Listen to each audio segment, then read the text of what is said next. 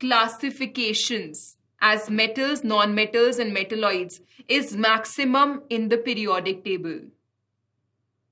So certainly you can see that metals occupy the maximum space in this table. So almost 78% of the elements are metals. What is even exciting is we know now how to actually classify in terms of blocks, right? So if you see that we have S block out here, we have P block out here, we have D block out here, we have F block out here. So if I ask amongst S, P, D and F, can you see S block mostly metals, D block mostly metals, F block mostly metals, but P block, when I say there are metals also, there are non-metals also, and there are metalloids also, isn't it? So this is exciting. Also, you know, electronic configuration. So start connecting the dots, what you know and what you do not know, and this lacuna of knowledge, start bridging it. All right? Let's see if you can do it right or not after quickly recapitulating metals, non-metals, and metalloids. And let's see what you know and what you don't know. So you already know metals when I talk about. They're good conductors of heat and electricity, high luster, usually solid, ductile, that means drawn into wires, malleable, that means beaten into sheets, low ionization energy.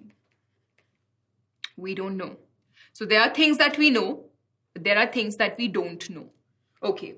Non-metals, poor conductors, good insulators, brittle, vary in color, most are gases, high ionization energy. Though for a matter of fact, in atomic structure, you have done the formula of ionization energy, but we have not visualized it as yet. So let's hold on, let's understand, and we can see that there are bridges coming out here in the form of ionization energy. So we will learn about it today, okay? When I talk about metalloids, we know there are semiconductors. They are mostly semiconductors. They're dull, brittle, properties depends on conditions. My idea is not to talk about metals, non-metals, their exceptions. I'm not today interested in talking about these things today. What I'm interested in is talking about how to see the periodic table and how to realize that which is a metal, which is a non-metal, how to relate it with ionization energy.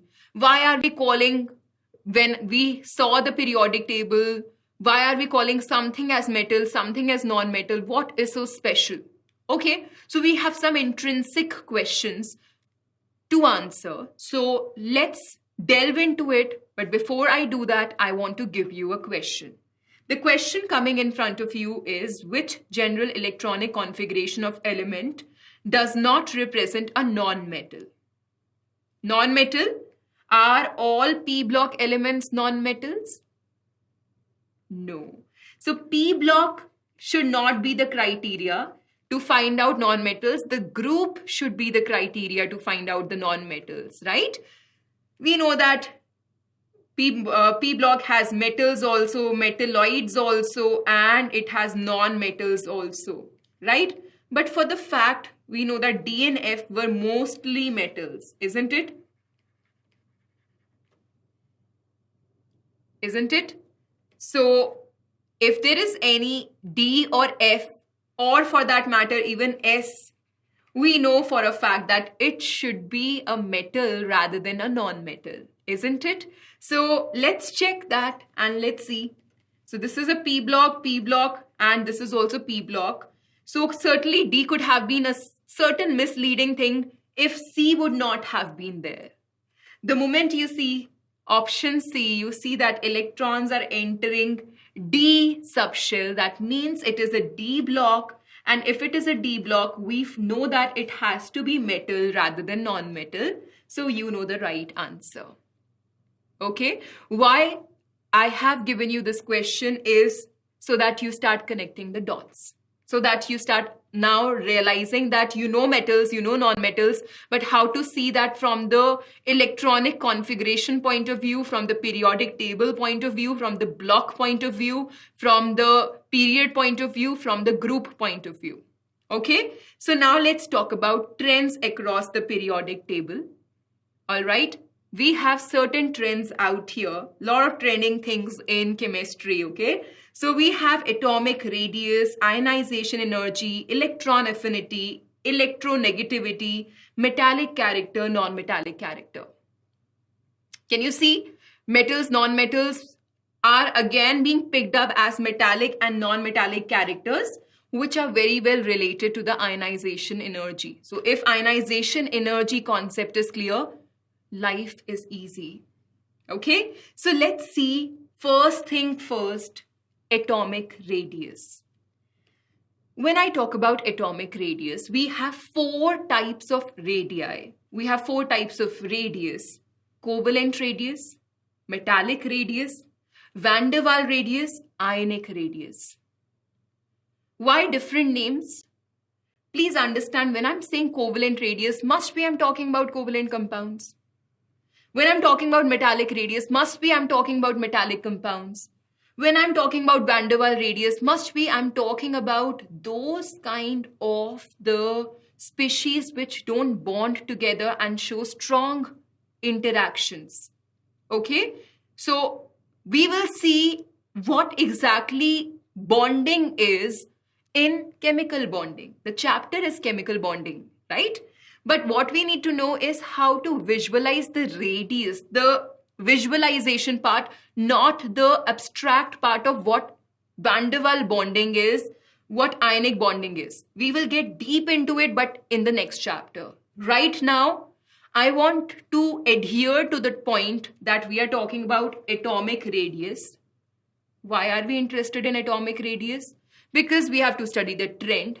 What trend are we studying? We are studying the trend of size. To understand size, we must understand what size, huh? When we are saying size, what are we talking about? We're talking about radius. So what type of a radius? For, let's say, if I'm talking about a metal, should I talk about covalent radius? Or when I'm talking about a covalent compound, let's say, you know non-metals now. You know non-metals exist. For non-metals, should I use ionic radius as a term? What term to be used where is what I want to make clear right now. Okay?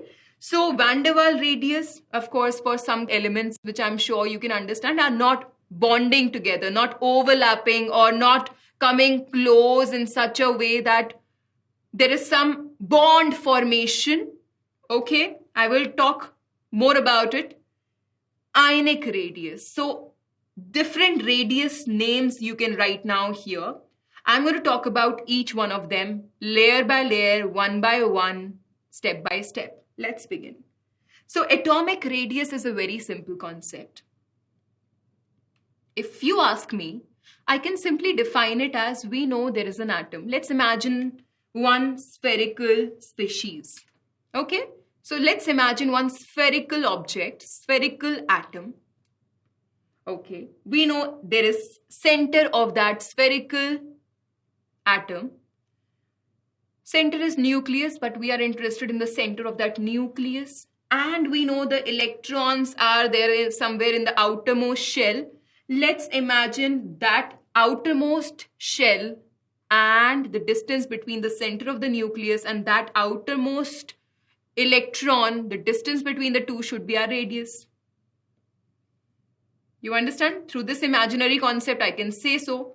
But this actually does not make much sense. This is far more complicated than it sounds like. So distance between the center of nucleus and outermost electron of an atom, it's okay to give a nice abstract definition of atomic radius like this, but it comes with a lot of challenges. The challenges out here are obviously self-explanatory. What do you think? You know the size of atom now, right? You know how small an atom is. And you know that when we were talking about the boundary surface diagrams, we know that there is no such boundary as such. We have drawn that boundary on the orbital, where the probability of finding an electron was 90% or more. But we never use the term 100%. So there is no exact boundary also. We have certainly many complications in our way, not just the size, but we know that there is no clear boundary. So what do? We have a solution. The solution is, let's find out the atomic radii in combined state. Hey, this is confusing. I am on the one hand talking about atomic radii. Atomic means atoms, radii means atoms radius. On the other hand, I'm talking about combined state, right? Hence, for different types of species, for metals, for non-metals, for cations and anions, and for inert gases, we have different radii, right? Now you know that why different radii we were talking about. So, how to estimate atomic radius? We know one possible way to find the atomic radius is to use the internuclear distance, which can be found out, okay? We can find out the internuclear distance. We have sophisticated techniques for doing that. But what to use where? Let's see. So for non-metals, we are going to talk about covalent radii. I'm sure now it is clear. For metals, they will form metallic compounds, and for them we are going to talk about metallic radii. For noble gases, we are going to talk about noble gases. They are inert in nature. They do not form bonds. Okay, so we are going to talk about van der Waals radii there. And between cation and anion, we are going to talk about ionic radii. Okay, so which term? All four are atomic radii. So let's say I am talking about the size. What I mean to say is nothing but the radii. Okay, but which radii? That will depend on the species that we are talking about. Are we talking about non-metals, metals, noble gases, or cations or anions? Different ways. So stay focused. Now let's see one by one all of them. We have covalent, metallic, van der Waals, ionic. So let's see what is going to differ. So when I'm going to talk about covalent, you will see that there is certain sharing that happens in covalent compounds, in covalent bonding. But when you will see metallic bonding, you will see that the kernels, the positively charged cores are sitting just together, just touching each other. The two spheres, metallic cores, are just touching together. This is how we imagine metallic bond. And the electrons, sea of electrons, are just surrounding it. So deep into it, we will go in next chapter, not right now. Okay? But for now, let's just imagine it on a surface level. Van der Waals is something very different. We talk about two atoms which are very close to each other. One of the ways is we solidify, we bring down the temperature, we make a crystal, and then we find out the closest difference between two atoms. Okay? So what do? Are they bonding? Are they overlapping? No such overlapping, no such touching, but closest atoms are taken together to find out the internuclear distance. So here internuclear distance can be evaluated. Here also internuclear distance can be evaluated. Here also internuclear distance can be evaluated. For ionic, you can understand there is one cation, there is one anion. And what do? We find out the internuclear distance of this cation and anion. Right? So I am going to represent internuclear distance with D. And in order to find out the radius, okay, what do? We simply here in covalent and in metallic, we simply do D by 2. But you can see that this is going to create a little problem in van der Waals. And here also, since we can't say that D divided by 2, the radius of cation is equal to radius of anion. So there also, we need to be a little precautious. Okay, so let's delve deep into it. I have given you a certain idea. So each one of them now let's deal in details. Covalent radius is nothing but 1/2 of the distance between the centers of the two nuclei, bonded by a single covalent bond. Point to be noted, my lord. Covalent radius is generally used for non-metals. Okay, that's why we entered here. Okay. When we are going to talk about covalent bonding, you will see that if, let's say, I talk about chlorine, I will draw chlorine, the covalent bond between chlorine like this with a single bond in between. Similarly, when I'm going to talk about oxygen, I will draw it like this with two bonds in between. Why? Still a question. Hold that in your mind. Everything can be answered like in one go. Similarly, nitrogen, three bonds in between. But when I'm saying covalent radius, I'm talking about only those species where there is a single bond in between. For those, we are going to say that the center of the nucleus divided by 2. Okay? The center of the nucleus, the distance between the center of the nucleus, divided by 2. So, yes, the complete statement is the whole distance between the centers of the two nuclei, which we say as D, which is the internuclear distance, divided by 2. Okay? So let's say that I have chlorine and you can see some sort of overlapping here. Can you? I'm saying this internuclear distance is 198 picometer for chlorine. Can you tell me the radius of chlorine? So radius will be very simple, whatever is the distance divided by 2. So the radius of chlorine will be equal to nothing but half of the distance between the two. So of course it will be 99 picometer, isn't it? 99 picometer. So it is usually expressed in picometer or angstrom.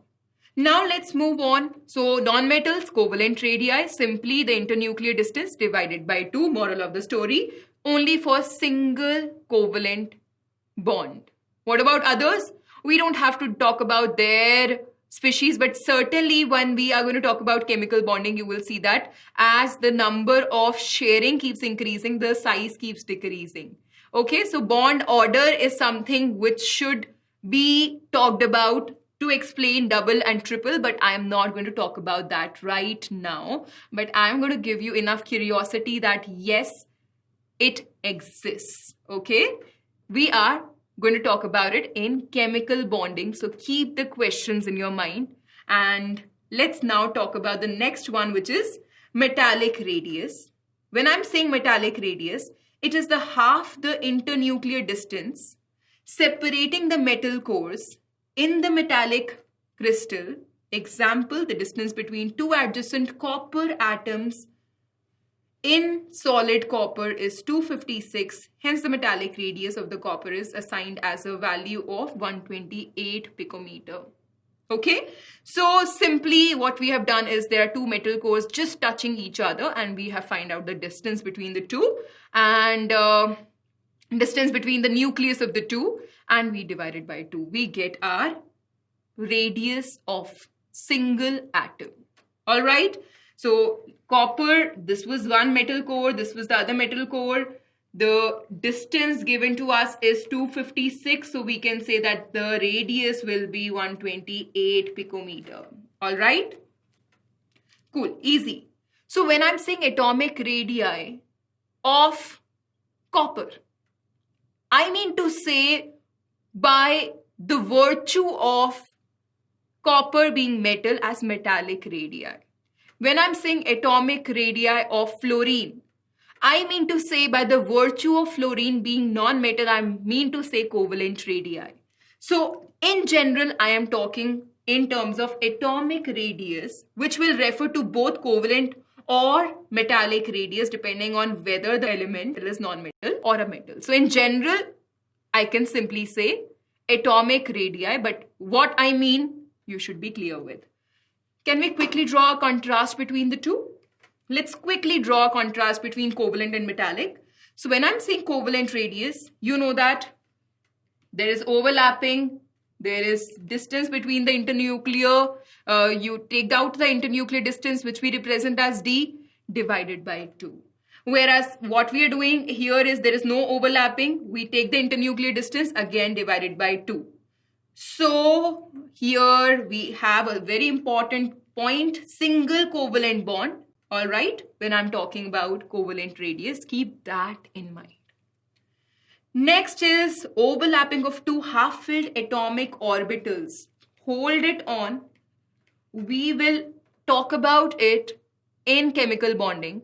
But for now, covalent radius, to understand it, you know that there is some sort of overlapping happening of charge density. There is some electron density here in one atom, some electron density here. So there is some overlapping of that whole picture. That's what you can imagine in form of this diagram right here. So there is some overlapping. What is this half-filled atomic orbitals overlapping? Hold it, we will explain it in chemical bonding, okay? Whereas there is no overlapping despite the atoms being just in contact. There is a contact, but there is no overlapping in metallic radius, okay? So let's say for a same species, let's say I have a species X. For the same species X, this is metallic internuclear distance and this is covalent internuclear distance. We will get a radius from here, we will get a radius from here. Which radius for the same species X, metallic radius or covalent radius, should be more?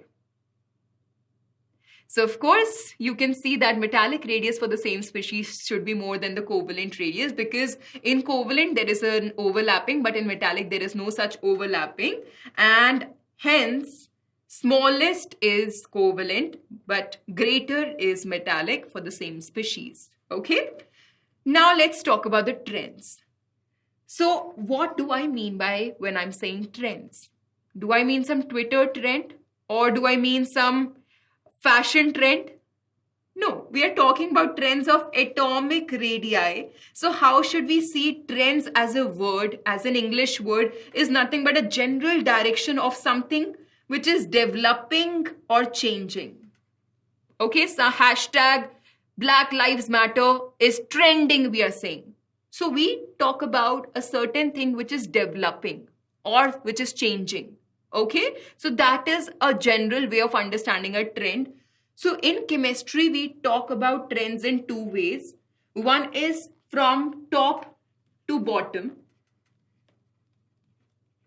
and one is from left to right. When I'm saying top to bottom, I will usually use the word down the group. When I'm saying from left to right, the term that I shall be using is along the period. So we will see every aspect, for example, atomic radii, for example, ionization energy, for example, electron gain enthalpy, metallic character, non-metallic character, in terms of down the group, along the period. All right. So before I begin, we know atomic radii right now. 2 atomic radii we have dealt in details. We have done covalent radii in details, and we have done metallic radii in details. Keep that in mind. Also, what we have done is very important aspect, which is as we go down the group, electronic configuration we have done. All right. As we go down the group, what happens is the atomic size increases. When I'm saying atomic size, I mean atomic radii. What atomic radii I'm talking about depends on the species in consideration. But one thing that I know is electronic configuration very well now. So let's talk about group 1. Okay. As we go down the group, the electronic configuration I'm writing for group 1.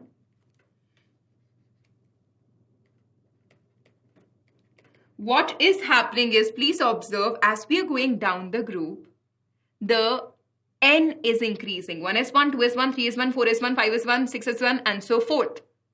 So what is happening is n is increasing as we are going down the group.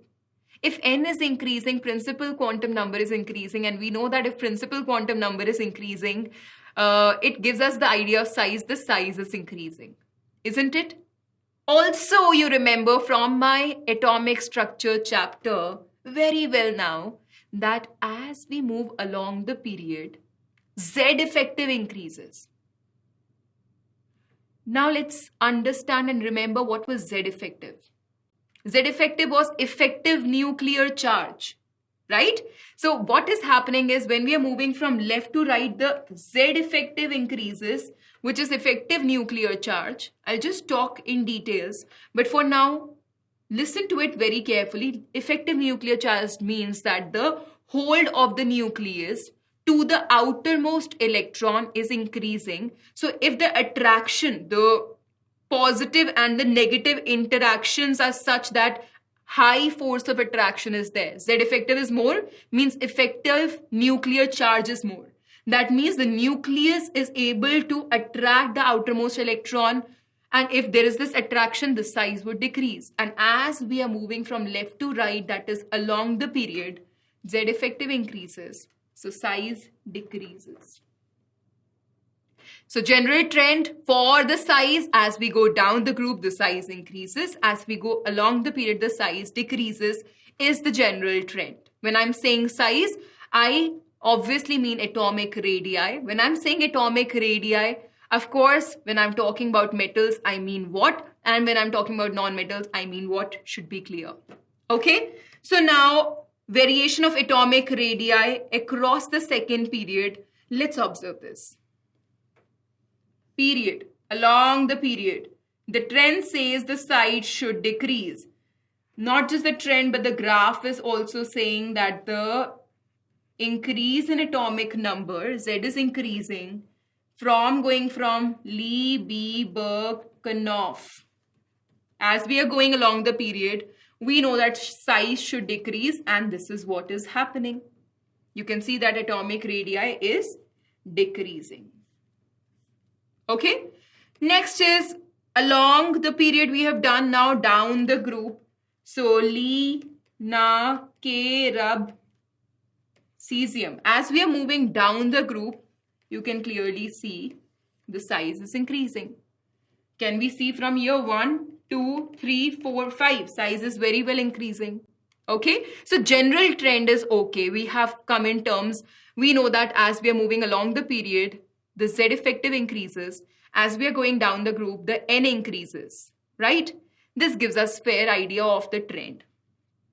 So trends of atomic radii broadly depends on the effective nuclear charge and shielding effect. So let's see how atomic radius is dependent on shielding effect and effective nuclear charge, which I just told you. Let's quickly recapitulate that when I'm saying atomic radii in a group, down the group, general trend, come on quickly, I'm taking it again and again so that it gets in here. As we go down the group, the size increases from top to bottom, principal quantum number increases, and valence electrons are farther away from the nucleus. The inner energy levels, now the role of, look at this. This is important line, the roles of Z effective and shielding effect. The inner energy levels are fully filled with electrons, the core electrons, which serve to shield the outer electrons from the pull of the nucleus. So basically, when I'm talking about down the group, what is happening is more and more electrons are coming in the core, okay? And they are shielding, in a way, the outermost electron as the number of electrons keeps increasing. So inner energy levels are fully filled with electrons which serve to shield the outer electrons from the pull of the nucleus. So these are the factors to be kept in mind as we are going down the group. Along the period, the size decreases along the period. You know that. This happens because Z effective increases. It is because within the period, the outer electrons are in the valence shell. And the effective nuclear charge increases as the atomic number increases, resulting in the increased attraction of the electrons to the nucleus. More the attraction, size will reduce. right? So let's look at the general trend once again. Observe something peculiar here. Observe something peculiar in group 18. The peculiarity is that the size should be lowest in group 18. But here we can see that you can match here. Bromine and krypton, you can see very much similar in size, right? Or in fact, sometimes it appears to be greater. Can you see? Here also argon appears to be greater as compared to chlorine. Something is wrong with group 18. What is wrong? What two radii we have done till now? We have just done covalent radii and we have done metallic radii. We have not yet talked about van der Waals radii. And knock knock, new concept coming your way. Let's see that. Moving across a period, atomic size should decrease, but size of group 18 elements are observed to be largest in the period. Why? Because it is represented as van der Waals radius, which exists in monoatomic state, which is generally larger than the covalent or metallic radius. In fact, radii of noble gases should be compared not with the covalent radii, but with the van der Waals radii of the other elements. Come in, understand this. Everybody. Let's say we have sweetness to be compared, okay? And let's say I have the sweetness comparison with mango, okay? So I want to compare the sweetness of mangoes. What can I do? I can just compare one mango with another and say that, okay, this mango was sweeter than this mango. How can I compare the sweetness of mangoes with that of a banana? Of course, banana would have their own standard. We can compare the sweetness of one banana with another and the sweetness of one mango with another. But to compare sweetness of one mango with the sweetness of one banana is injustice, is wrong. If I talk about the ethics of it, okay? So is here. Till now, for metals and non-metals, we were talking about metallic radii and we were talking about covalent radii. But all of a sudden, this group 18, which is inert gas, which is noble gases, came into picture, which don't form a combined state. They exist as monoatomic species. If they exist as monoatomic, how can we talk about this internuclear distance and then find out the answer? Do you understand? So what about atomic radius of inert gases? Inert gases are monoatomic, so metallic radius or covalent radius won't be applicable here. Only van der Waals radius will be applicable here. So van der Waals radius, let's see. When I talk about van der Waals radius, it is defined as half the distance between the nuclei of the two non-bonded nearest atoms of the two adjacent molecules. So we have one molecule, we have another molecule. Let's say we find out the distance between the adjacent molecules. Now I'm sure that one question will strike your mind. The question that might strike your mind is, what is this? Two adjacent molecules. We know helium atom never forms a molecule like helium-2. Helium would never form any such bond, right? So here, my dear, what we're talking about is, let's say there is a chlorine molecule. Okay? And there is another chlorine molecule. Okay? We are talking about two chlorine molecules will not have a covalent bond in between them. How do I know? Wait for it. We have next session. We have next chapter waiting for you whose name is chemical bonding. We will just talk about bonding there. But here I want to address this point that what we are talking about is van der Waals bonds are weak forces of attraction that exist between two different molecules or two different atoms which do not form bond. Okay? Okay? So let's see it here. When I'm talking about internuclear distance here, how to find it out? There are different ways. One of them is solidify the gas that we are talking about and find out the internuclear distance. Okay, solidify. How to find out internuclear distance? We will find out only the closest two molecules together. So the closest nucleus is taken into picture. Closest two nuclei are taken into picture. So I'm reading it once again. Let's get the picture right. It is defined as the half the distance between the nuclei of two non-bonding nearest neighboring atoms of the two adjacent molecules in solid state. So one of the ways is we make it a solid and we find out the closest distance. Closest. No overlapping here. No touching also here happening the way metallic radii was being calculated. Here we are talking about closest distance. Okay. So this is a point of consideration. Okay. There's no bonding here. Non-bonded nearest neighboring atoms of the two adjacent molecules or atoms in solid state is what we use to find out the van der Waal radii. But what do we have to actually be concerned with? Van der Waal radius does not apply to metals. Its magnitude depends upon the packing of the atoms when the element is in solid state. So this is something hence which is creating a lot of difference in the trend that we were talking about, that as we move left to right along the period, the size should decrease, but atomic radii of the noble gases appears to be highest, though it should be lowest, because for them we are only able to find out the van der Waal radii. They don't form combined molecules. So we can't find out covalent radii or the metallic radii for them. The only way is, the best way is, we find out, we compare the sweetness of mangoes with the mangoes and sweetness of bananas with the bananas, right? So remember this thing, that of course for a single species, if I talk about, okay, let's say I have a species X. I find out the radius van der Waal for that species. For the same species X, I find out the metallic radii, and for the same species X, I find out the covalent radii. Okay.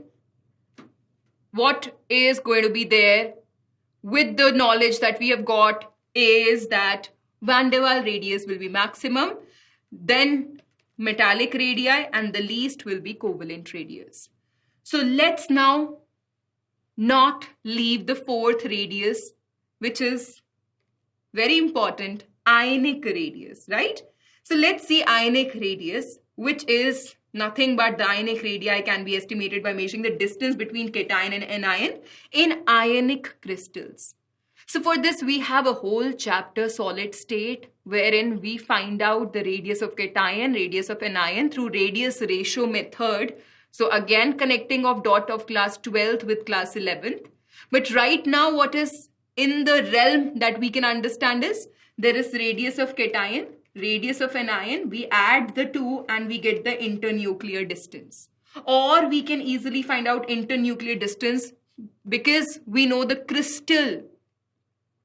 Okay, so something we make it in the, look like in a form of a crystal. Different crystals will be there. Let me take this kind of a cubic crystal, let's say. And in this cubic crystal, let's say I am saying that radius of cation is here and radius of anion is sitting here. Okay. Cation is sitting here and anion is sitting here. Something like this. So we know that this diagonal will be known already. So this diagonal will be known, so we can know the internuclear distance also. So do you understand here? The knowledge of crystal comes into picture, the whole of the thing which is a part of class 12 solid state. Okay, but we will not get into these crystals right now. We will adhere to the knowledge that we require from this topic. Radius of cation plus radius of anion will give you the internuclear distance. Lot of important things coming your way now. The cation is smaller than its parent atom because it has fewer electrons. Let's understand. There is an atom X and there is an ion X plus. What does X plus means? It has given one electron. It has one electron less. But if I talk about Z effective, of course, if one electron has gone. Let's imagine there is a class. In that class, there is a teacher. More the students in the class, easy it is to cheat, easy it is to bunk, easy it is to talk, easy it is to create nuisance. Lesser the kids in the class, okay, you know that the teacher has a good hold on everybody, then easy it is to maintain the discipline, because easy is the teacher's control over every student, right? So imagine this situation and let's draw the comparison with what we have just read. A cation is smaller than its parent atom because it has fewer electrons while its nuclear charge remains the same. So an increase in effective nuclear charge is observed. Okay, the nuclear charge was same, but one electron has gone, so effective nuclear charge increases. The size of an anion will be larger. Now let's imagine more and more students coming in. It becomes difficult for the teacher to have hold over every student. So what is happening is, let's say even the students start fighting. They start fighting over a topic and there is a new sense which has been brought up in the class. So what happens is that there are some electron repulsion also begins, and already there were so many students. So Z effective was also less and electron repulsion also starts increasing.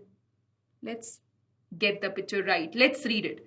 The size of an anion will be larger than that of the parent atom because addition of one or more electrons would result in the increased electron repulsion among the electrons and decrease in the effective nuclear charge. Okay, more electrons coming in, effective nuclear charge will decrease. Okay, whereas less electrons, effective nuclear charge will increase. Okay, so this is very easy. Let's see. When I'm talking about lithium, look at the size. When I'm talking about lithium plus, look at the size. Okay, when I'm talking about sodium, sodium plus, potassium, potassium plus, rubidium, rubidium plus, cesium, cesium plus, you can very well see that the moment we are removing one electron, the size very well decreases because you know that Z effective increases. Whereas when we are adding one electron, you can very well see that what is happening is electron repulsion is increasing, and not just repulsion is increasing, Z effective is also decreasing. Hence the size is increasing. Very well you can compare the atom, the neutral atom and its anion, the neutral atom and its cation. Okay? So the sizes of ions increases as we go down the group. Just the way the atomic radii was increasing as we go down the group, so is with the ions now. When we are talking about ionic radii, we are talking about ions. Look at this. Cool. The ionic radii of isoelectronic species decreases with the increase in the magnitude of nuclear charge. Okay. Please observe that as we are going down the group, the size is increasing normally, okay, for group 1, for group 2. And please see for isoelectronic, that means same number of electron, what is happening is ionic radii is decreasing with the increase in the magnitude of the nuclear charge. Al plus 3 positive. Z effective is going to be very, very high. Same number of electrons. We are talking about 10 electron species here. All are 10 electron species, hence isoelectronic. So Al3 plus, Mg2 plus, Na plus. You can see Z effective is high. Then we are adding more and more electron. F minus size becomes higher. O2 minus high size becomes even higher. N3 minus size becomes even higher, isn't it? So for isoelectronic species, we can very well say that atoms and ions which contain the same number of electrons are called isoelectronic, whose radii would be different because of the different nuclear charges. Cations, greater positive charge, greater attraction, smaller radii. Anion, greater negative charge, more repulsion, hence larger radius. You know that nuclear charge there will be the electrons will outweigh the nuclear charge and ion will expand in size. Moral of the story is just this much. This is the moral of the story. Size of anion is maximum, then size of neutral atom, and then we have size of cation. Cool? So, shall we begin with few questions? Let's see. Which of the following species will have smallest size? Can you tell me? Smallest size. You can see both belongs to third period. All right. And one is Mg2 plus also given and Al3 plus also given. So we know that as compared to neutral species, the size of the ions is going to be even smaller, right? So we for fact know that Mg2 plus and Al3 plus are going to be smaller as compared to Mg and Al respectively. But out of these two, how do we compare? More the positive charge, all right, more will be the Z effective and hence less will be the radii. So the right answer is option D. Cool? Easy? So the right answer is option D. Which radii do I mean when I'm saying atomic radii or just simply size? I mean ionic radii here, right? Next. Which of the following has largest size? We know for a fact that all of these are isoelectronic 2 electron species. If all of them are isoelectronic, how do we compare? There's a neutral atom, there is a cation, there is an anion, and we have isoelectronic species. So size of an ion is maximum and size of cation is minimum. So you know that largest is being asked. So no matter H, you have an image in your mind that H is very small. It outweighs all the others and the right answer for this is option B. All right. Let's see the next one. Which of the following orbitals has higher screening power? Higher screening power. You remember I've deliberately taken this up. You know that we are talking about Z effective as Z minus sigma for Z effective. When I'm talking about screening power, we're talking about different orbitals having different screening power. You can see N is same. If N is same, then S has maximum, then P, then D, and then F. So the right answer is highest screening power is of 4s. All right. Next question. It's a previous year question. I'm giving you 30 seconds. Please tell me the species argon, K+, calcium 2+, contain the same number of electrons. Very well. They've already told us that they are isoelectronic species. In which order do their radii increase? Isoelectronic.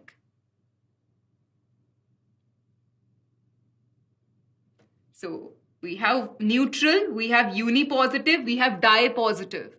So as the positive charge increases, you know what happens, isn't it?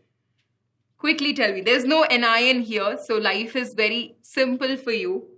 I am sure if this would have come in your examination, you would have nailed it, isn't it? So right answer, of course, has to be calcium 2+, higher the positive charge, more is the Z effective, more is the Z effective, more is the nuclear force of attraction to the outermost electron, more the nuclear force of attraction to the outermost electron, smaller is the size, calcium 2+ is smallest, then we have K+, and then argon. Cool? So the right answer is option D. Okay? All right. Next is obvious. What do you think is the trend for the atomic radius as we move in 3D series? Okay? 3D series. So we know Chodo TV, Car Mango, Fico Ni, copper, zinc. We are actually talking about 3D. So we are in the same period basically. So it's an indirect way of asking as we move along the period, the size should decrease. Why size should decrease? Because Z effective increases. Isn't it? So size should decrease. Let's check. In the transition series, atomic size of elements decrease from left to right across a row until near the end when the size increases slightly. This is kind of absurd. For us, the graph should be very simple. It should have looked something like this. Gradual decrease because Z effective was increasing. But here the graph looks something very, very different. Why so? So I'm going to introduce to a new concept which I want you to keep in your mind is d orbital contraction. You already know for a fact that if I talk about screening effect, S has maximum shielding. Who's the best shielder? S, then P, then D, and then F. Of course, in d orbital contraction, what would be happening is electrons are going in D. And when the electrons are going to the D subshell, what you already know is that they are poor shielders, right? And if they are poor shielders, something is very, very fishy here. The fishy thing is that the nuclear force of attraction is still high because of the poor shielding effect of the d orbitals. So on passing from left to right, effective nuclear charge increases, hence contraction in size occurs. This we know. Generally, this should have been happened. D orbital has poor shielding effect, hence D electrons screen the outer 4s electrons from the inward pull of the nucleus, but not effectively. Okay, so what is happening is because of the poor shielding, D electrons screen the outer 4s. You know that when, let's say, I'm talking about scandium, we write it as argon 3D1 4s2. So you know that when we write it in increasing order of n, 3D is here and 4s is here.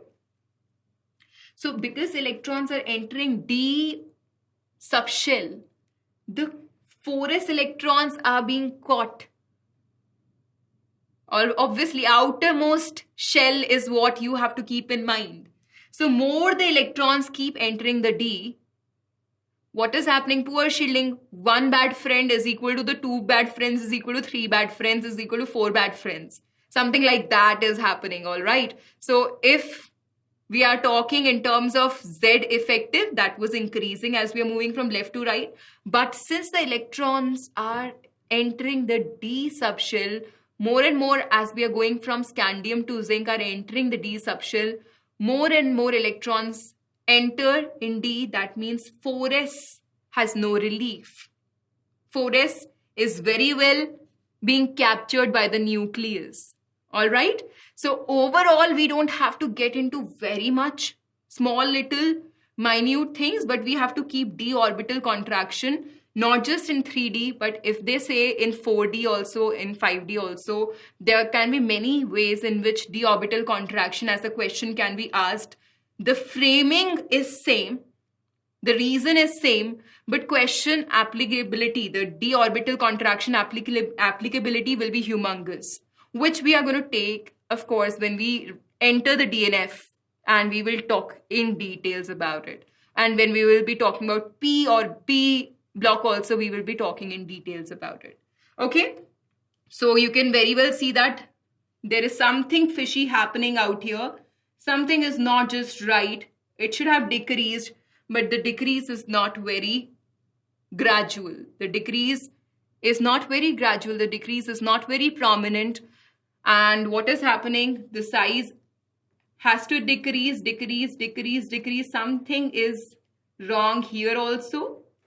And something is wrong here also, where the size should have decreased, but it's somewhat similar. At the end of it, it becomes similar. All right, so here, of course, you remember for chromium, 4s1, 3d10. And for manganese, 4s2, 3d10. So 3d10, here also 3d10, 10 electrons being, oh, I'm so sorry. Yeah, 4d5 and 3d5 and 3d5 here also. Yeah, not zinc I'm talking about here or copper. I'm talking about chromium and manganese. So 3d5, 3d5 here. So you can see that the number of electrons entering D are same, but 4s1 and 4s2 are here. So of course this electronic configuration is causing this kind of a change that you can see 129 and 137. So here, let's get the understanding right. We can reach to the core of it through some logic, but why exactly this value? We can't be stuck to this question. Why exactly 129 and 137? Let's say, for example, this much picometer. Why exactly this value only? We can't answer this precisely, but we can always answer logically that these are the reasons why it is not what it should be. We can just answer that. All right. So keep that in mind. So is here, as we go down the group, size increases. So why does gallium have slightly smaller radii than aluminium? Look at this. Gallium, when I'm talking about, has atomic number 31, which is slightly, this is so absurd, bal gain tail. As we go down the group, the size increases. So of course, gallium should have had higher sizes compared to aluminium, but this is not so. What is causing this kind of anomaly? Do you understand? We have just talked about general trends. As we go down the group, the size increases. But here, something is not right. What is not right? The size of gallium is slightly greater. Should have slightly smaller. Should have been greater, but it's slightly smaller than aluminium. The reason is, let's see its electronic configuration. 31 is the atomic number, like I told you, right? Can we quickly see the electronic configuration through trig? You remember the trig? 31, that means argon. 4s2, 3d10. So argon is 18, 19, 20, 30, 31 means 4p1, right? Whereas if I talk about aluminium, it is nothing but neon, 3s2, 3p1. So what is happening is, aluminium, we have no d orbital electrons, but in gallium, we have 10 electrons entering gallium. I'm sure you can understand that wherever such anomalous behavior is coming, d orbital contraction, check it whether it exists there or not. I'll tell you what all exceptions can be there. So wherever there is some exception coming, think of d orbital contraction once. Okay, why d orbital contraction is existing? Because of the similar reasons, the screening effect and the Z effective. That's it. All right, now let's enter ionization energy. Ionization energy, when I talk about, is nothing but, you have seen this very well. This should give you nostalgia, isn't it? It is nothing but energy which is required. It is the minimum energy required to remove a loosely bound electron from isolated gaseous atom in its ground state. Every single point that I've marked is super important. Let's understand one by one. Point number one, minimum energy required means we are giving energy to remove an electron from a gaseous isolated atom. So it is minimum energy required means delta H is positive. What is delta H? It is, for now, understand that energy is required. When we will be doing thermodynamics, this will become even more clear. So delta H just to make you understand, is enthalpy change. Okay, so we can call it energy or enthalpy. You will see it used synonymously. So here delta H is the energy is required. That means energy has to be given to remove the electron. Will energy be absorbed? Like there are two ways to imagine it.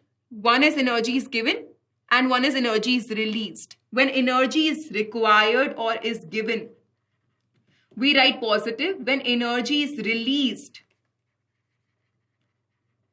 energy, delta H is written as negative. So in this case, energy is required. Okay, so it will always be positive. Next is to remove. So what we are doing is we are removing an electron, a loosely bound electron, not any electron. First ionization energy or simply ionization energy means that we are removing the loosely bound electron, whichever can be easily removed from an isolated. Why isolated? You will see that in thermodynamics, we will be talking about different energies together. Okay, so we do not want to, let's say, we have X2 as a gas. Okay, let's say chlorine. And I make Cl plus. Is it right to write Cl2 giving me Cl plus as ionization energy? Can I say this? No, I can't. Why I can't? Because some of the energy has been utilized to make it atom, which we call as, let's say, atomization energy. Energy which is required to make it atom. And then we take one such chlorine.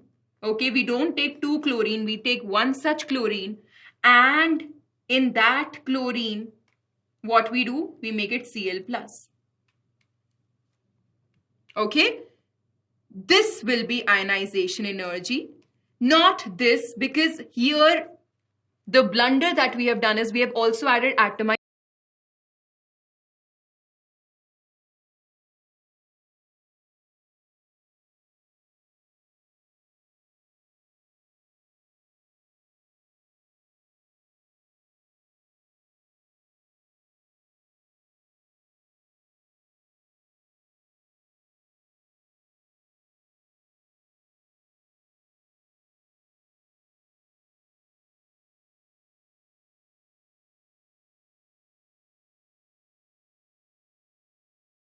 Energy, some other energy to it.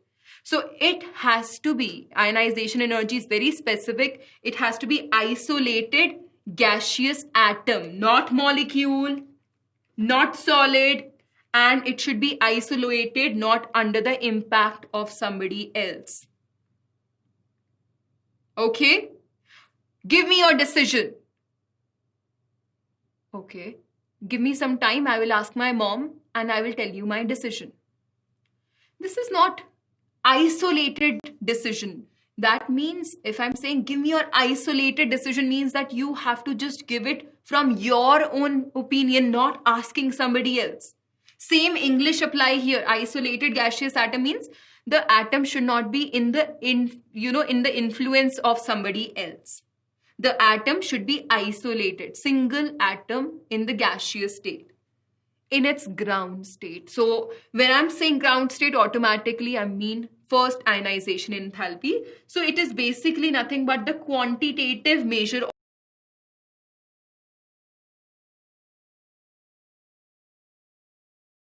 of the, we can find it out.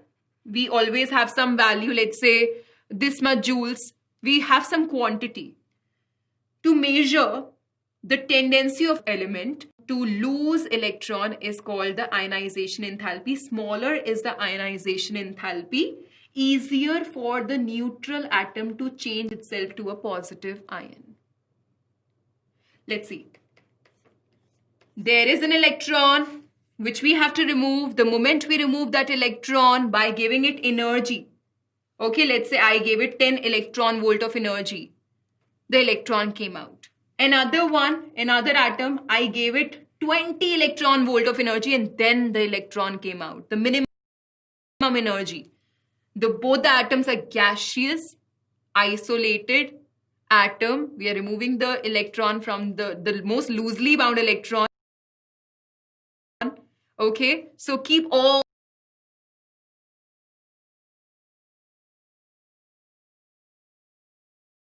the points in mind, right? For one, I required 10 electron volt, for the other 20 electron volt.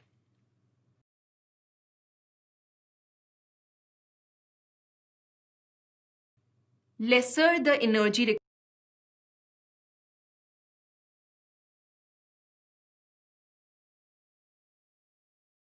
required to remove an electron.